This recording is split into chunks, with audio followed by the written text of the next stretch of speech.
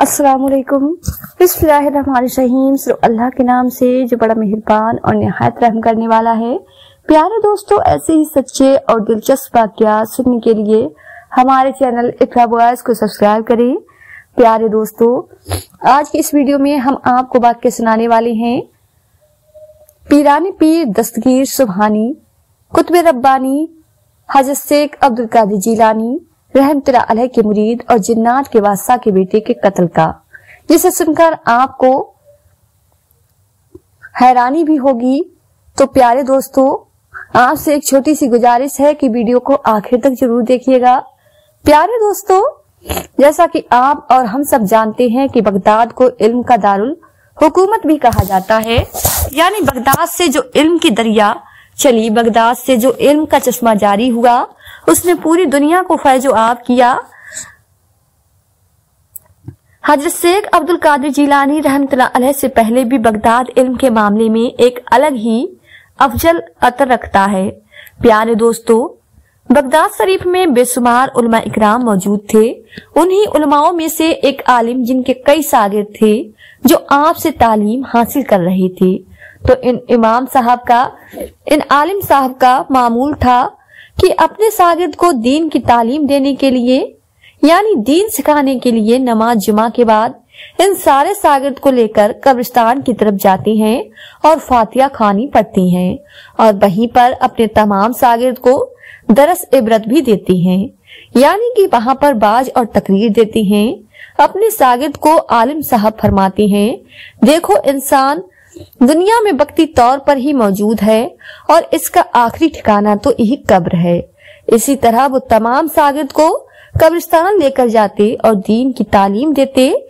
मामूल के मुताबिक एक मर्तबा नमाज जुमा अदा करने के बाद वो आलिम साहब अपने शागिर्द के साथ कब्रिस्तान की जानिब फातिहा खानी करने के लिए अभी निकले ही थे और अभी वो चलते ही जा रहे थे कि अचानक रास्ते में उनको एक काली सी चीज अपनी तरफ आती ही नजर आई। दूर से तो वो एक काली रस्सी लग रही थी, लेकिन जब वो चीज करीब तर आती गई, पास आती गई, तो देखा कि रास्ते में एक स्याह सांप था जो उनका रास्ता रोककर खड़ा हुआ था।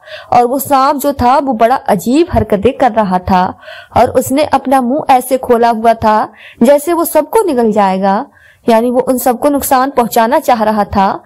आलिम साहब ने अपने शागिर्द की हिफाजत के लिए करीब जाकर अपने असा, यानी जो लाठी होती है, उनके हाथ में उससे उस सांप के मुंह को कुचल दिया। उसके बाद जब वो आगे बढ़ने लगे तो दूर से एक रेत का तूफान उनकी तरफ आता हुआ उन्हें दिखाई दिया। वहां पर मौजूद तमाम शागिर्द खुद अपनी आंखों से यह मंजर देख रहे थे कि उनके उस्ताद साहब, यानी वो आलिम साहब को एक लंबे गर्द गुब्बार ने पनाह में ले लिया।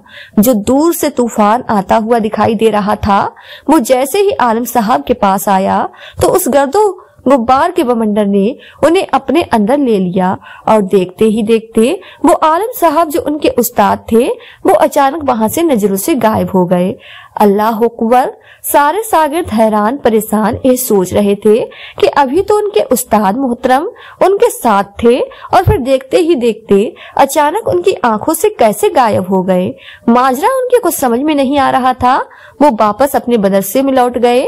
जब वहां जाकर देखा तो वहां भी उनके उस्ताद मोहतरम, यानी कि वो आलिम साहब मौजूद ही नहीं थे। प्यारे दोस्तों, सब शागिर्द जारो कतार रोने लगे। जब काफी देर गुजर गई और उस्ताद गिरामी आलिम साहब उनके पास न आए तो वो सारे के सारे मुरीद, क्योंकि हुजूर गौस आजम महबूब सुबहानी कुतुब रब्बानी हजरत शेख अब्दुल कादिर जिलानी रहमतुल्लाह अलैह के मुरीद थे, दिल ही दिल में उन्हें याद करने लगे और अल्लाह तबारक व तआला से दुआ करने लगे कि या अल्लाह हमारे उस्ताद साहब की मदद फरमा। अभी वो दुआ कर ही रहे थे कि उस्ताद साहब सामने से आ रहे हैं। सुभान अल्लाह। उन शागिर्द ने आगे बढ़कर आप आलिम साहब का इस्तकबाल किया और उस वाक्य के मुतालिक दरियाफ्त किया कि आपको तो हमने अपनी आंखों से उस गर्द गब्बार के बवंडर में गायब होते हुए देखा था जिसने आपको घेर लिया था। वो मिट्टी का तूफान कहाँ से आया और कहाँ लेकर चला गया था, हमें यह बात कुछ समझ में न आई। उस्ताद साहब तो उनके उस्ताद मोहतरम मुस्कुराते हुए फरमाने लगे, तुम लोग नहीं जानते, जब मुझ पर गुब्बार छाया तो मैं भी एक लम्हे के लिए हक्का बक्का हो गया था, लेकिन वो गुब्बार मुझे लेकर एक ऐसे जजीरे, एक ऐसे टापू पर चला गया जहां पर चारों तरफ पानी ही पानी था और खुशकी बहुत कम थी।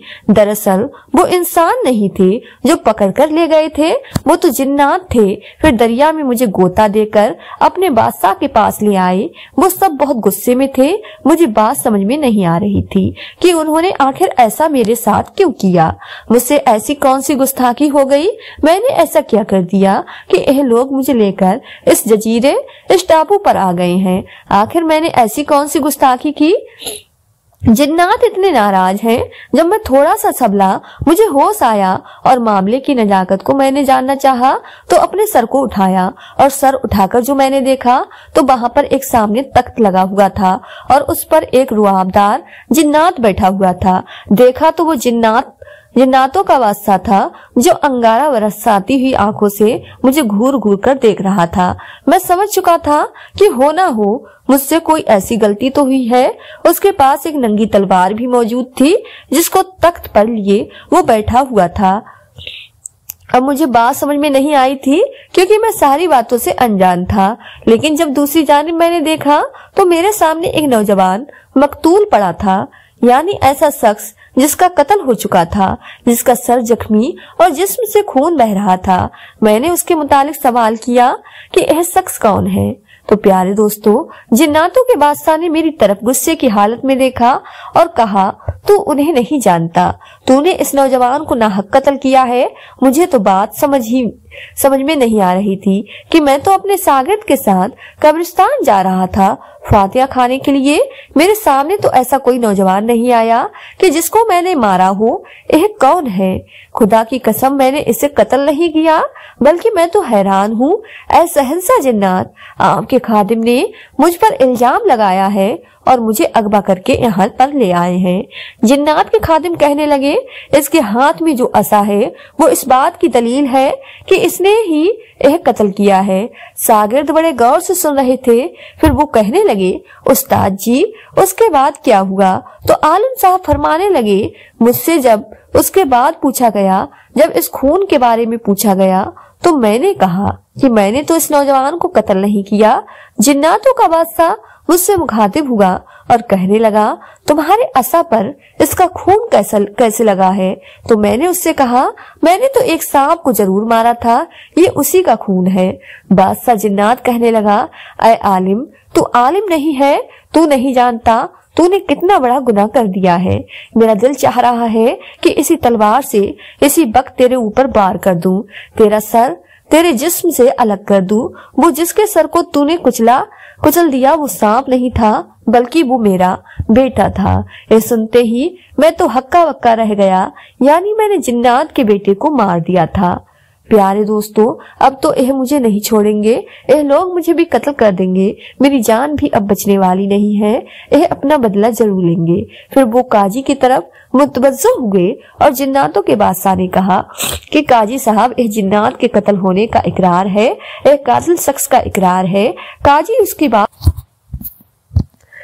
उसकी बात सुनकर मुझसे मुखातिब हुआ और कहने लगा, क्या सच में तुम मानते हो कि इस जिन्नात को तुमने ही कत्ल किया है? क्या वाकई तुम इस कत्ल के इकरार करते हो? तो मैंने अपनी सफाई में काजी साहब से कह दिया, देखिए काजी साहब, मैंने इस नौजवान को हाथ तक नहीं लगाया, मैंने इस नौजवान को हरगिज नहीं मारा। मुझे नहीं मालूम था कि इस सांप के रूप में कोई जिन्नात है, और क्योंकि वो हम पर हमला करने वाला था, लिहाजा अपने बचाव के लिए मैंने उस पर वार किया, उससे वो मर गया, तो उसमें मेरी क्या गलती? काजी ने कहा कि तुमने जिन्नात के बेटे को मारा है और उसकी सजा तो तुम्हें जरूर मिलेगी। काजी ने मेरे कत्ल का हुक्म दे दिया। बादशाह जिन्नात ने जैसे ही काजी का हुक्म सुना तो वो तलवार खींचकर मुझ पर वार करने लगा। बस अब मैंने भी उसके खौफ से कलमा पढ़ लिया था, लेकिन जैसे ही कलमा पढ़ा तो मेरे दिल में अपने उस्ताद मोहतरम, अपने पीरो मुर्शिद, अपने रहबर हजरत शेख अब्दुल कादिर जिलानी, कुतुब रब्बानी, महबूब सुबहानी हजरत शेख अब्दुल कादिर जिलानी रहमतुल्लाह अलैह की वो बात याद आ गई कि जब किसी मोमिन के दिल में किसी की चीज का किसी भी चीज का खौफ तारी हो तो अल्लाह तबारक व तआला उस मुश्किल में उसकी दुआ जरूर कबूल करता है। तो मैंने अल्लाह ताला से दुआ की कि ऐ मेरे परवरदिगार, ऐ मेरे मालिक, ऐ मेरे मौला, ऐ मेरे उस्ताद मोहतरम, मेरे पीरो मुर्शिद शेख अब्दुल कादिर जिलानी रहमतुल्लाह अलैह के सदके में मेरी मदद फरमा। जैसे ही मैंने अपनी दुआ मुकम्मल की तो फौरन एक नूरानी चेहरे वाले मर्द वहां पर नमूद हुए। उनका चेहरा इतना नूरानी था कि जिसकी तजल्लियात वहां पर सब दो रोशनी ही रोशनी कर रही थी।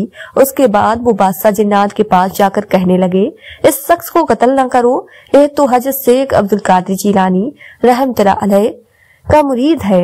आप रहमतुल्लाह अलैह का नाम सुनते ही जिन्नात के बादशाह के हाथ से तलवार नीचे गिर गई। उसने तलवार फेंक कर मुझसे कहा, ऐ सहरी उस्ताद, मैंने हजरत शेख अब्दुल कादिर जिलानी गौस पाक रहमतुल्लाह अलैह के अदब और एहतराम की वजह से उनकी इज्जत तकन की खातिर तुझे अपने बेटे का बदला माफ किया। अब तू यहाँ से ऐसे नहीं जाएगा। तू मेरे इस मकतूल बेटे को गुस्ल भी देगा और इसकी नमाज जनाजा भी तू ही पढ़ाएगा। नमाज जनाजा अदा करने के बाद जिन्नात के साथ मुझे वहां से रुखसत किया गया। जब मैं कब्रिस्तान के पास पहुंचा तो वहां पर तुम मेरे शागिर्द एक भी मौजूद नहीं थे। मैं समझ गया मेरे तमाम शागिर्द मदरसे में चले गए होंगे। कब्रिस्तान में फातिखानी करने के बाद मैं यहाँ पर आ गया हूँ। जिन्नात मुझे यहाँ छोड़कर मेरी नजरों से पोशीदा हो गए। सुभान अल्लाह। प्यारे दोस्तों, इस तरह वो आलिम साहब सरकार गौस पाक रहमतुल्लाह अलैह के सदके में बच भी गए और उन्हें किसी तरह कोई नुकसान भी नहीं पहुंचा। सुभान अल्लाह। प्यारे दोस्तों, ये शान होती है औलिया अल्लाह की, एहसान है मुजर्गो दीन की, और यह वो औलिया अल्लाह है जिन्हें औलिया का सरदार कहा जाता है, यानी शेख अब्दुल कादिर जिलानी गौस पाक रहमतुल्लाह अलैह, जिनके नाम से भी जिन्नात भाग जाया करते थे, जिनकी जिन्नात भी इतनी इज्जत और तकरीर करते थे कि उसकी वजह से इन्होंने बदला लेना भी छोड़ दिया।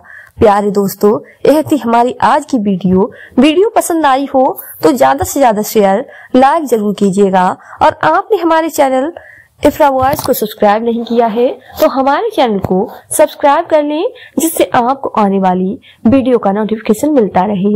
मिलते हैं एक नई वीडियो के साथ। दुआओं में हमेशा याद रखें। अल्लाह हाफिज।